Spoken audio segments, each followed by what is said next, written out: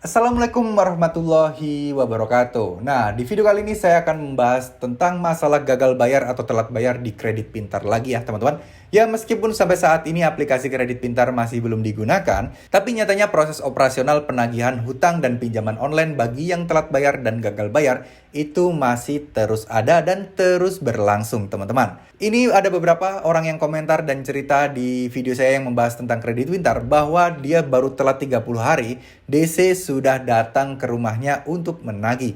Ini rekor ya teman-teman, ini sangat-sangat cepat. Kayaknya semua tren pinjol ini mulai mengikuti Kredivo nih. Mulai 30 hari telat sudah mulai datang ke rumah nasabahnya. Jadi ya sebenarnya ini dilema ya. Buat orang-orang yang memang tinggal di daerah yang sangat banyak DC-nya, itu tentu saja mereka bakal lebih cepat didatangin dibandingkan orang-orang yang memang di kota tersebut lebih sedikit untuk DC lapangannya. Nah, kita semua tidak menyangka ya, kredit pintar katanya yang mau bangkrut, aplikasi tidak bisa digunakan, pemeliharaan sistem yang nggak kunjung-kunjung selesai. Tapi nyatanya ternyata ada loh yang sudah didatengin padahal baru telat 30 hari. Padahal kalau dulu-dulu itu bisa sampai 3 bulan atau mungkin 90 hari itu baru mereka didatengin teman-teman. Nah, hal ini tentu memastikan kita bahwa kredit pintar ini masih beroperasi. Cuman sayangnya kita tidak tahu nih, beroperasi ini karena memang mereka benar-benar mengejar uang masuk karena mungkin cash flow-nya bermasalah, ataukah memang ya ingin meningkatkan aja proses penagihan kepada nasabah atau debitur yang telat bayar. Jadi rumor di luar sana banyak yang bilang kredit pintar bangkrut lah, kredit pintar akan tutup, kredit pintar sudah tidak resmi OJK dan lain sebagainya. Itu banyak banget rumor-rumor yang beredar, tapi masih belum ada informasi resmi tentang hal ini. Bilangnya sih hanya pemeliharaan sistem dan hanya untuk memperbaiki sistem ke arah lebih baik. Cuman sayangnya hal ini tidak kunjung selesai.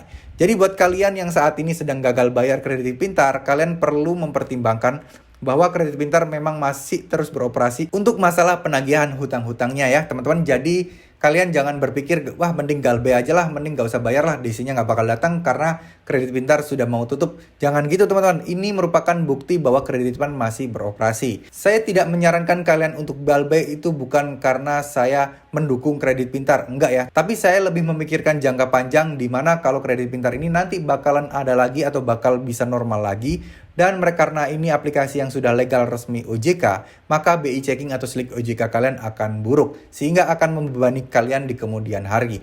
Jadi buat kalian yang masih ada uang lebih untuk bayar tagihan, ya kalian bayarkan. Kalian selesaikan kredit pintar dan jangan gunakan kredit pintar lagi. Ya, stop untuk menjol. Nah, tapi kalau kalian tidak ada uang, nah hal yang perlu kalian tekankan di pikiran kalian, jangan sampai kalian pinjam di tempat lain untuk membayar tagihan di kredit pintar ini. Itu yang pertama. Dan kalau kalian memang tidak punya uang, nggak usah dipikirin. Galbe ya galbe aja udah. Resikonya apa sih? Paling didatangin DC, kemudian kalian juga paling slik OJK dan BI checking buruk yang memang itu nantinya bisa kalian perbaiki kalau kalian bisa bayar. Jadi fokus aja untuk menabung, kalau memang ada duitnya kalian bayarkan. Kalau belum ada ya kalian tunda aja dulu, kalian gunakan untuk kebutuhan kehidupan kalian sehari-hari. Jangan sampai kalian rela membayar pinjol galbay tapi kalian tidak bisa makan, kalian ujung-ujungnya kalian akan pinjam di tempat yang lain. Mungkin akan ada yang bilang ya, bang kok lu nyaranin orang buat galbe sih? Harusnya kan jalanin kewajiban dulu, baru menerima hak untuk bisa makan sehari-hari. Nah itu memang betul teman-teman, tapi kenyataannya di lapangan sana, ada orang yang memaksakan bayar pinjol karena ketakutan,